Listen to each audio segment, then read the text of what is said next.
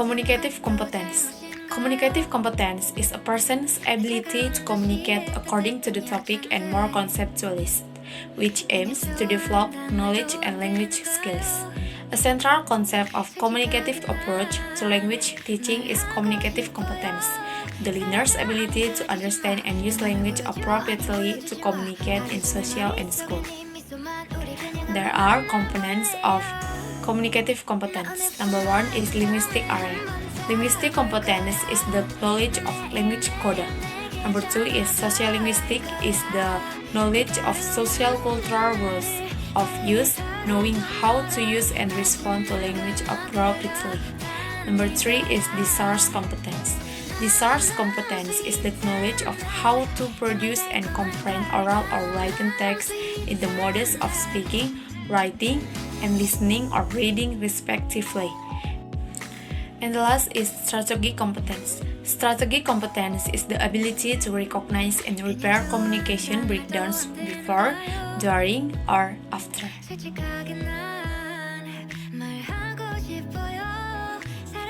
Actional competence.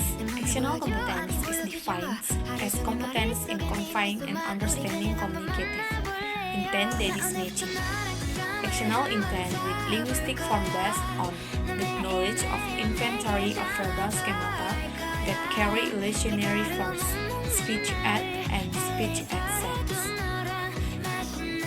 There are components of actional competence.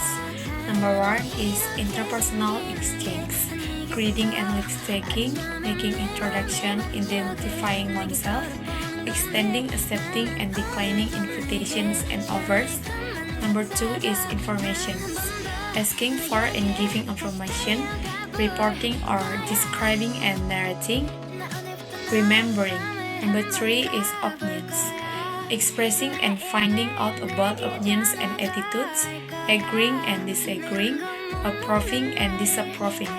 Number 4 is feelings, expressing and finding out about feelings, for instance, love, happiness, relief, fear, unknowns, surprise, and etc.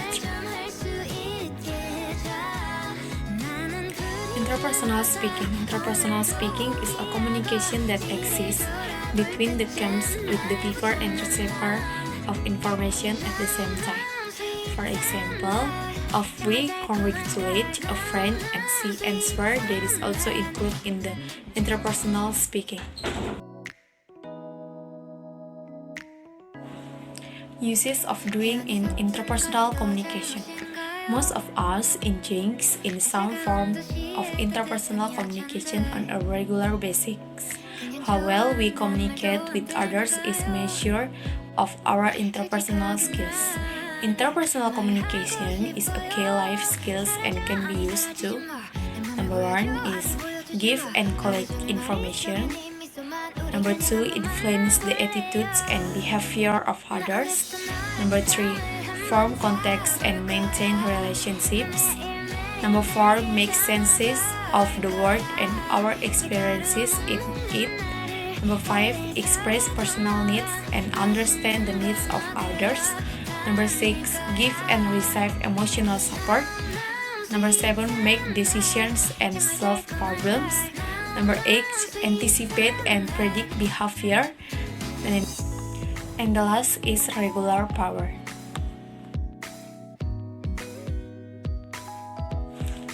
Barriers to effective interpersonal communication. Number 1 is sentiments. Sentiments is related to emotions. Strong emotions are likely to overcome communication because the idea being conveyed can be blunt.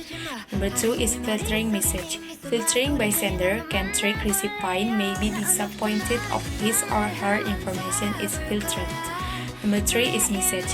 Information overload can be confusing. Should send message focusing on important information or the same topic.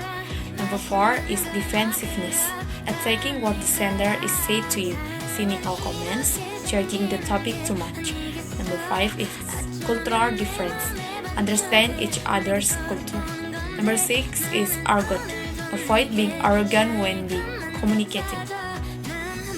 Overcome the barriers of effectual interpersonal communication. Number 1 is simplicity language. Simplify language so that it easier to understand. Sederhanakanlah bahasa agar mudah dimengerti. Number 2 is listen ardently. Listen earnestly. Mendengarkan dengan sungguh-sungguh. Number 3 is use feedback. Gunakan umpan balik. Number 4 is control emotions.